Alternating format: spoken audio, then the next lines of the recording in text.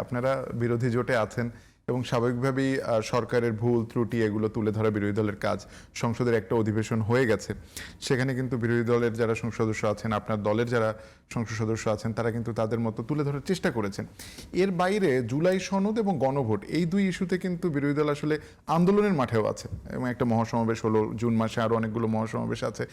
এই যে মাত্র 100 দিনের মধ্যে বিরোধী দল আবারও যে কোনো একটা ইস্যুতে আন্দোলনের মাঠে আছে, এটা কি শুধুমাত্র আসলে বিরোধী দল হিসেবে রোল প্লে করা, নাকি আপনার মনে হয় যে যেহেতু অন্য কোনো ইস্যু নেই, সুতরাং জুলাই সনদ এবং গণভোট ইস্যুতেই বিরোধী দল হিসেবে নিজেদের অবস্থান জানান দেয়া? সবার আগে বলবেন যে সরকারকে আপনি কত মার্কস দিতে চান?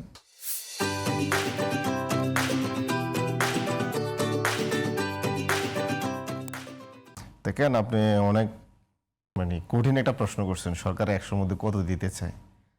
আসলে আমি সরকারকে অনেক বেশি দিতে চাইছিলাম, কিন্তু সরকারের বিগত 3 মাসের বা 100 দিনের পর্যালোচনা করে আমার কাছে মনে হলো সরকারকে 33 তো দেওয়া সম্ভব না, বরং -33, উল্টা সরকারের কাছে জনগণ আরো 33 পায়। এই অবস্থা। এখন আপনি বলতে পারেন, ভাই আপনি এত কৃপণ কেন? নিঃসন্দেহে হ্যাঁ, 33 দিয়ে তো পাশ করাতে পারতেন। দেখেন, এই সরকার প্রথম দিনে ফেল করছে। প্রথম দিনে ওনারা জনগণের কাছে যে প্রতিশ্রুতি দিয়েছিল গণভোটের গণরায়, জনগণ গণরায়ে জয়যুক্ত করেছে এবং 70% ম্যান্ডেট দিয়েছে। প্রথম দিনে তারা দুটো শপথ নেওয়ার কথা ছিল, সংবিধান সংস্কার কমিশন এবং বা পরিষদের শপথ। তারা সেই দিনে এই শপথটা নেয় নাই, প্রতিশ্রুতি ভঙ্গ করেছে। এর মধ্য দিয়ে তারা আসলে পুরো 70% জনগণের বিপক্ষে গিয়েছে এবং এই 70% জনগণ সরকারকে কিন্তু অবিশ্বাস করেছে এবং তারা ওয়াদা ভঙ্গের জন্য সরকারকে কিন্তু সরকারের দ্বারা প্রতারিত হয়েছে। তারপরে আপনি যদি দেখেন সরকার কোন কাজগুলো করেছে যেগুলো আসলে সরকারকে আমরা নেগেটিভলি ধরতে পারি। প্রথমত হচ্ছে, আপনি এই বিএনপি কিন্তু 2023 সালে যখন ক্ষমতায় দূরে থাক, সবচেয়ে বেশি নিপীড়নের শিকার যখন হচ্ছিল, রাজপথে দাঁড়াতেও পারেনি, তখন কিন্তু 2023 সালে ওরা হোটেল ওয়েস্টেনে রাষ্ট্র মেরামতের 31 দফা ঘোষণা করে। এই 31 দফার 1 নং দফায় ছিল যে সংবিধান সংস্কার কমিশন করবে। 1 নং দফাটাই কিন্তু ওনারা নির্বাচন ইশতেহারও নিয়ে আসছে, এটাই কিন্তু ওনারা প্রতিশ্রুতি ভঙ্গ করেছে, বাস্তবায়ন করে নাই। ওনাদের 9 নং দফা ছিল স্বাধীন বিচার বিভাগ করবে এবং নিম্ন আদালতের স্বাধীনতা নিশ্চিত করবে। অথচ ইন্টারিমের সময় সুপ্রিম কোর্ট সচিবালয় অধ্যাদেশ এবং বিচারপতি নিয়োগ অধ্যাদেশ, এই দুইটা অধ্যাদেশ কোথাও ওনারা নোট অফ ডিসেন্ট দেয় নাই। এই দুইটা অধ্যাদেশ ওনারা ল্যাপস করে দিলেন, রাখলেন না। তার মানে ওনারা ওনাদের রাষ্ট্র মেরামতের 9 নং দফাটাও ভায়োলেশন করেছেন।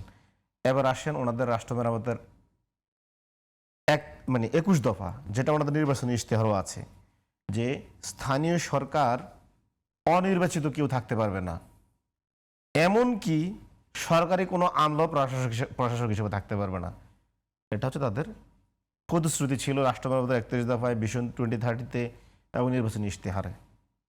কিন্তু আমরা কি দেখলাম? সারা বাংলাদেশের সিটি কর্পোরেশন এবং উপজেলা পরিষদে বিএনপির যত নেতা, যাদেরকে মনোনয়ন দেওয়া সম্ভব হয় না, সবাইকে পুনর্বাসন করলো। বাংলাদেশের ইতিহাসে এরকম স্থানীয় সরকারকে দলীয়করণ করা নজির আর নাই। এই 3টা মোটা দাগে তারা তাদের প্রতিশ্রুতি লঙ্ঘন করেছে এবং জনগণের সাথে যে কমিটমেন্ট করেছে নির্বাচনী ইশতেহারে, সবগুলো লঙ্ঘন করেছে। তারপরে আপনি যদি দেখেন যে গুম কমিশন এবং মানবাধিকার কমিশন, সবচেয়ে বেশি গুমের শিকার হয়েছে কি? বিএনপি। কার উপরে সবচেয়ে বেশি মানবাধিকার লঙ্ঘন করছে? আওয়ামী লীগ। বিএনপির প্রতি এই দুইটা কমিশনকে তারা আলোর মুক্তি দেখতে দিল না, বললো যে এর থেকে কঠিন আইন করবে।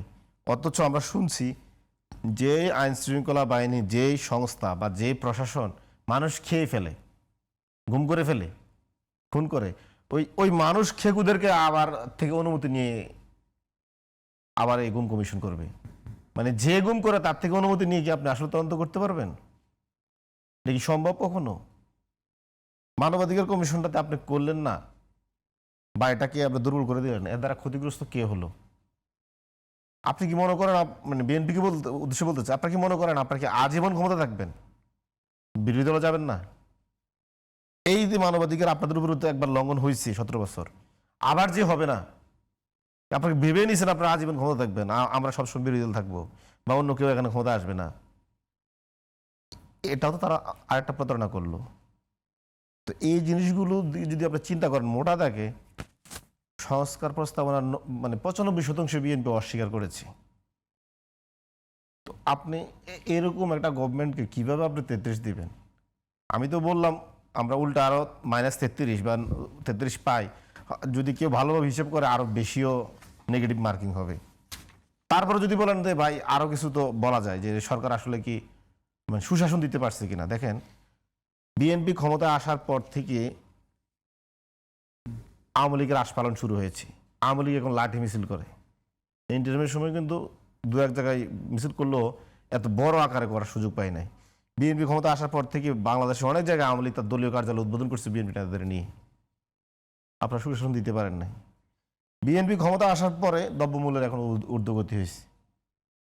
ইন্টারভিউর সময় কিছুটা কম ছিল, এখন দ্রব্যমূল্যের ঊর্ধ্বগতি।